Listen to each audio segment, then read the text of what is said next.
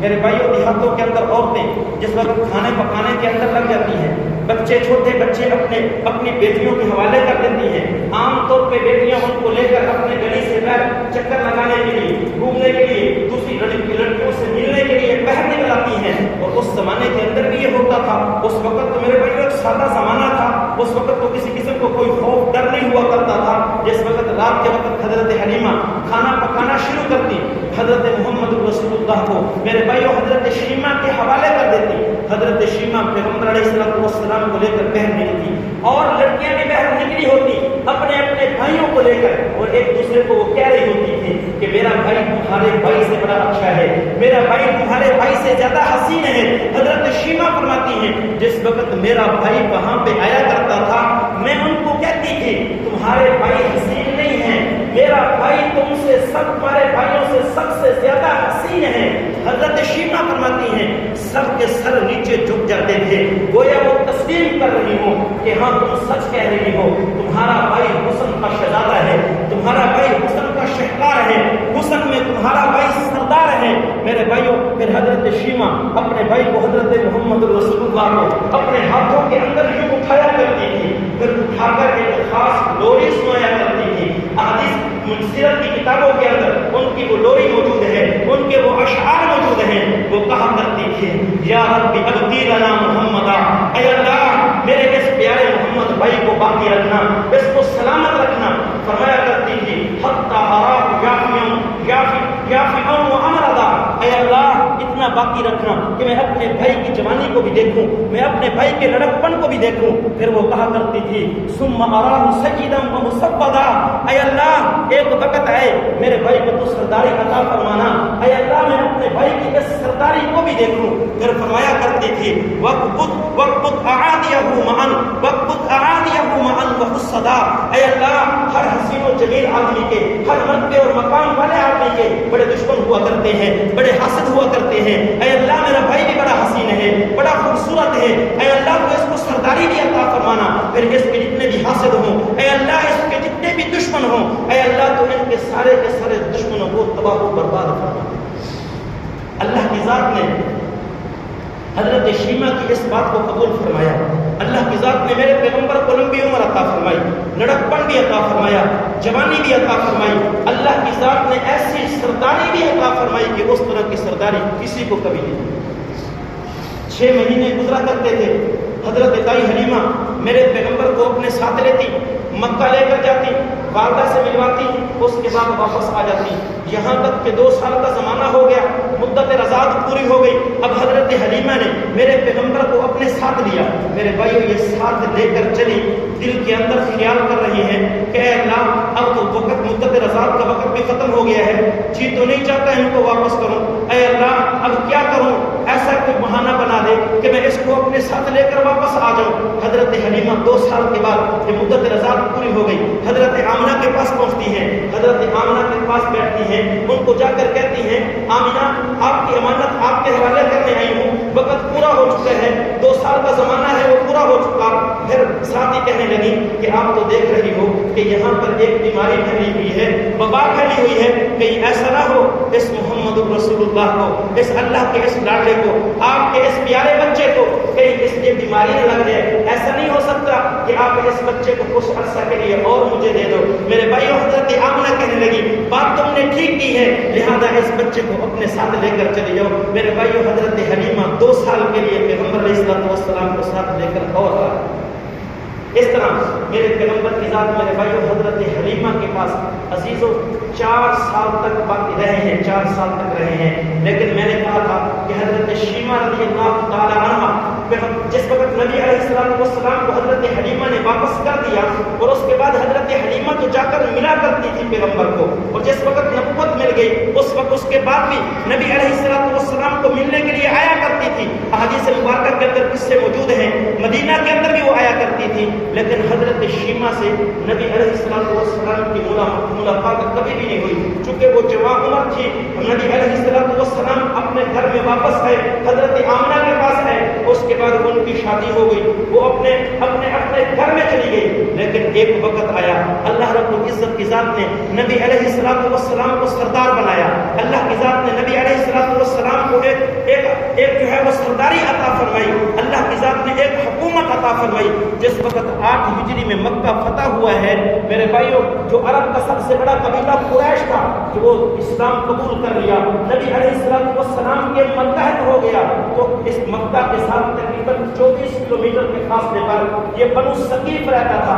اس کا ایک قبیلہ ہویزن تھا، یہ بڑے جنگجو تھے، یہ بھی ایک بڑا قبیلہ تھا میرے بھائیوں۔ ان کی تیر اندازی بڑی مشہور تھی۔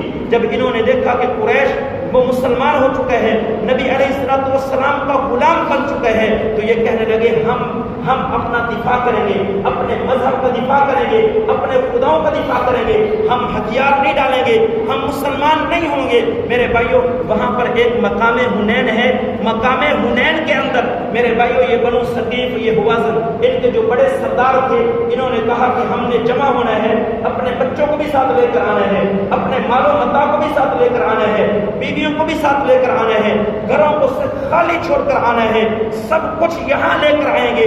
نتیجہ یہ نکلے گا جس وقت ہم مسلمانوں کے خلاف لڑیں گے تو اگر کوئی شخص جو ہے وہ بھاگنا چاہے گا تو اس کا مال و متاع یہاں ہوگا، اس کی اولاد یہاں ہوگی، وہ بھاگے گا نہیں، اپنے مال و متاع کی، اپنے اہل و عیال کے دفاع کے اندر لڑے گا۔ میرے بھائیو جس وقت میرے پیغمبر کو پتا چلا کہ یہ لوگ مقام حنین کے اندر جمع ہو چکے ہیں، 8 ہجری میں میرے پیغمبر کی ذات میرے بھائیو 10,000 صحابہ کو لے کر وہاں سے چلے ہیں۔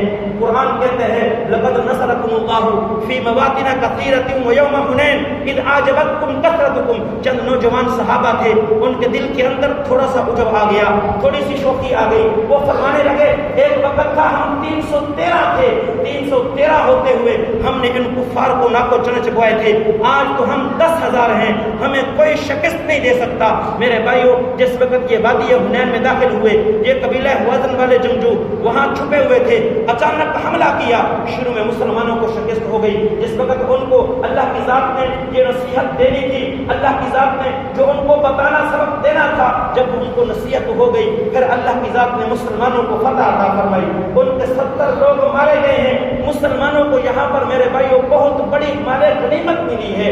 میرے ان کے اندر لکھے ہیں 6,000 قیدی ہوئے تھے، 6,000 بچے اور عورتیں وہ قیدی بنی تھی، اور 24,000 اونٹ مال غنیمت کے اندر ملا تھا، 40,000 بکریاں مال غنیمت کے اندر ملی تھی، کثیر تعداد کے اندر سونا مسلمانوں کو مال غنیمت کے اندر ملا تھا۔ میرے بھائیوں چونکہ وہ سب کچھ میدان کے اندر لے کر آ گئے تھے، جس وقت یہ قیدی قید ہو کے آ رہے تھے، حضرت ابو ہریرہ فرماتے ہیں، سنن ابی داؤد شریف کی حدیث ہے، جس وقت ہم بنو ہوازن کے لوگوں کو گرفتار کرنے کے لیے گئے، قیدی بنانے کے لیے گئے، وہاں پر ایک عورت تھی جو بوڑھی تھی، کپڑے اس کے اوپر خستہ ہیں، سر پہ دوپٹہ نہیں ہے، وہ کہنے لگی جس شخص کے لیے تم مجھے گرفتار کر کے جا رہے ہو، خدا کی قسم اس شخص کا نام محمد ہے، میں اس محمد کی بہن ہوں۔ میرے بھائیو حضرت ابو ہریرہ رضی اللہ تعالیٰ عنہ نے جس وقت یہ الفاظ سنے، دوڑتے ہوئے میرے پیغمبر کے پاس پہنچے، آ کر کہنے لگے اے اللہ کے رسول، ایک عورت ہے، خستہ حال ہے، بوڑھی عورت ہے، وہ کہتی ہے میں محمد کی بہن ہوں، نام اپنا شیما بتاتی ہے۔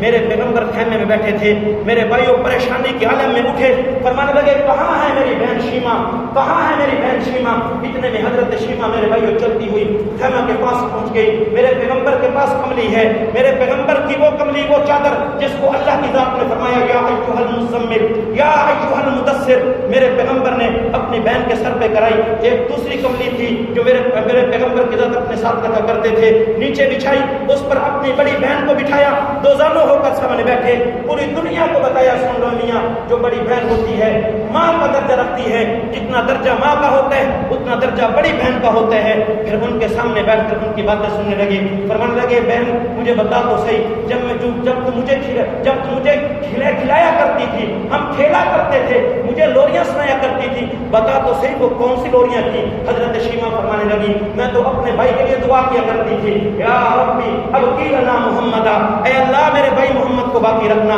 حتی اراہ یافیا مسبدا، میں اپنے بھائی کا لڑکپن بھی دیکھوں، میں اپنے بھائی کی جوانی بھی دیکھوں، ثم اراہ سیدا مسبدا، میں دعا کیا کرتی تھی اے اللہ میرے بھائی کو سرداری عطا فرمانا، میں اپنے بھائی کی سرداری بھی دیکھوں، لیکن مجھے پتہ نہیں تھا اللہ کی ذات میرے بھائی کو سردار تو بنائے گا اور میں خود قید ہو کر اپنے بھائی کے سامنے کھڑی ہو جاؤں گی۔ میرے پیغمبر نے جس وقت یہ الفاظ سنے آنکھوں سے آنسو جاری ہو گئے، رونے لگ گئے. فرمایا شیما کوئی اور بات بتا. شیما کہنے لگی ہم ایک دن گھر کے اندر دو بھائی اور ایک بہن ہم کھیل رہے تھے.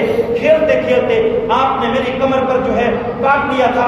آج بھی آپ کے وہ نشانات موجود ہیں. میرے پیغمبر کے چہرے انور پر مسکراہٹ آ گئی. فرمایا ہاں بہن مجھے یاد ہے, اچھی طرح یاد ہے, میں نے آپ کی کمر پر جو ہے میں نے کاٹا تھا. اس کے بعد میرے پیغمبر نے فرمایا شیما اگر آپ چاہو خدا کی قسم میرے ساتھ چلو مدینہ میں آپ کے لیے گھر تیار کروں گا, آپ کی رہائش کا بندوبست کروں گا. اگر واپس جانا چاہتی ہو آپ کی مرضی ہے. حضرت شیما فرمانے لگی بھائی میرے خامد ہیں, میرے بچے ہیں, ان کے میرے اوپر حقوق ہیں, اس لیے میں آپ کے ساتھ نہیں جاتی, میں اپنے قبیلے میں واپس جانا چاہتی ہوں. تاریخ گواہ ہے, احادیث مبارکہ کے اندر ہے, سنن ابی داؤد نے مستقل باب باندھے ہیں, اس کے اندر کئی اس کے اندر وہ احادیث مبارکہ لے کر آئے ہیں. فرمایا پھر میرے پیغمبر نے ان کو بہت سارا انعام دیا, بہت سارے اونٹ دیے, بہت سارے ان کو میرے بھائیوں جوڑے دیے, اور ان کے بعد ان کو ادب کے ساتھ رخصت کرنے لگے. تو یہ حضرت شیما وہاں پر کھڑی ہو گئی. فرمانے لگی بھائی اگر میں اس حالت میں اپنے گھر واپس جاؤں گی میرے قبیلے والے مجھے کیا کہیں گے. خود تو رہا ہو کر آ گئی لیکن اپنے قیدیوں کو وہاں چھوڑ کر آ گئی. میرے پیغمبر نے فرمایا بہن اچھا تو اپنے قیدیوں کو بھی ساتھ لے کر جانا چاہتی ہے. کہا ہاں بھائی میں اپنے قیدیوں کو بھی ساتھ لے کر جانا چاہتی ہوں. تاریخ گواہ ہے, احادیث مبارکہ کے اندر ہے. میرے پیغمبر نے فرمایا اے میرے صحابہ میں آپ سے اجازت مانگتا ہوں, کیا خیال ہے میں اپنی بہن کے لیے ان کے قیدیوں کو ان کے لیے رہا کر دوں. صحابہ نے فرمایا ہاں اللہ کے رسول آپ کو اجازت ہے, آپ رہا کر دیں. میرے پیغمبر نے جتنے قیدی تھے سارے کے سارے قیدی اپنے بھائی کے نام پہ رہا, اپنی بہن کے نام پہ رہا کر دیں. یہ ہوتی ہے میرے بھائیوں بہن کے ساتھ محبت, اس کو کہتے ہیں بہن کے ساتھ محبت. خدا کی قسم یہ جو بہنیں ہیں یہ اپنے بھائیوں کے لیے بڑی دعائیں کیا کرتی ہیں. جتنی دعا میرے بھائیوں ماں کی لگتی ہے بڑی بہن کی دعا بھی اتنی لگا کرتی ہے. اس لیے آج ہمارا ایک معاشرہ ایسا ہو گیا ہے جس وقت تک بہن اپنے گھر کے اندر ہے ہم اس کو بہن سمجھتے ہیں. جس وقت بہن میرے گھر کی دہلیز سے باہر چلی جاتی ہے ہم اس کو اجنبی سمجھنے لگ جاتے ہیں. نہیں میرے بھائیوں نہیں, وہ بہن ہے, وہ بہن ہے. یہ کل پرسوں کے ریمارکس ہیں, یہ میرے بھائیوں آپ کے چیف جسٹس کے ریمارکس ہیں کہ جس وقت بہنیں اپنا حق مانگنے کے لیے کورٹ کے اندر آتی ہیں یہ بھائی اپنی سگی بہنوں کو سوتیلا لکھ دیتے ہیں کہ یہ میری بہن ہی نہیں ہے. میرے بھائیوں دیکھو تو صحیح ہم کس حد تک گر چکے ہیں, کس حد تک گر چکے ہیں. کیوں بہن کا حق نہیں ہے؟ قرآن کہتا ہے بہن کا حق ہے. پھر جس ماں کا دودھ تو نے پیا ہے, جس ماں کا بیٹا تو ہے, اسی ماں کی بیٹی کو بھی ہے, اسی ماں کا دودھ اس نے پیا ہے. اگر تمہیں وراثت کا حق ملنا چاہیے تو تم اس کو وراثت کا حق کیوں نہیں دیتے؟ اس کو بھی پورا شریعت نے حق دیا ہے, اس کو ملنا چاہیے اور اس کا یہ حق ہے اس کو دینا چاہیے. اس لیے میرے بھائیوں یہ جو جب عید پرید آنی چاہیے تو میرے بھائیوں اپنی بہنوں کو گھر کے اندر جایا کرو. بہنوں کو اپنے بھائیوں پر بڑا ناز ہوا کرتا ہے. اگر چند پیسے ان کو ٹکے دے بھی دیے میرے بھائیوں کو, ایک دو سوٹ ان کو لے کے دے بھی دیے تو وہ بہن خوش ہو جائے گی. میرے بھائیوں وہ اس کے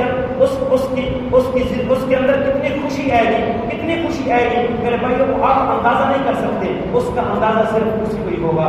دعا ہے خدا کی ذات مجھے اور آپ کو پیغمبر علیہ الصلوۃ والسلام کی سچی محبت عطا فرمائے. آقا مدنی صلی اللہ علیہ وسلم کے نقش قدم پر چلنے کی توفیق عطا فرمائے. وما علینا الا البلاغ.